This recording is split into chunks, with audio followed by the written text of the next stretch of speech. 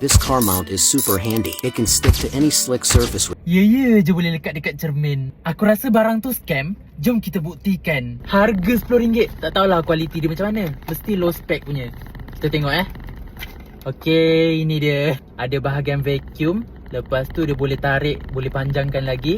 Lepas tu ada bahagian on off. Maksudnya untuk vacuum lah. Kalau benda ni scam, korang jangan beli. Kalau benda ni boleh guna, aku akan letakkan dekat beg kuning. Okey, kita akan cuba lekatkan dekat cermin. Saksikanlah. Lekat dekat sini. Lepas tu tolak butang on ni. Wih.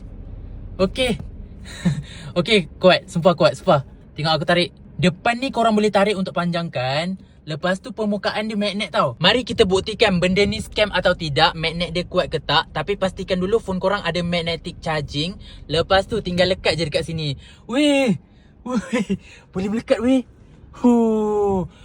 Magnet dia sangat-sangatlah kuat. Dia punya vacuum pun boleh tahan juga. Tetapi tetap ada risiko. Contoh kalau korang tengah drive ada bonggol, dia berisiko untuk jatuh. Sebab dia magnet kan, tak dapat dinafikan. Okey, tengok kita ke bawah kan. Dia tak ada masalah. Masih melekat benda ni. Lepas tu boleh juga pusing ventricle macam ni. Aku tak sarankan korang main phone sambil drive. Tapi kalau korang nak tengok map, tengok Waze, bolehlah pakai benda ni.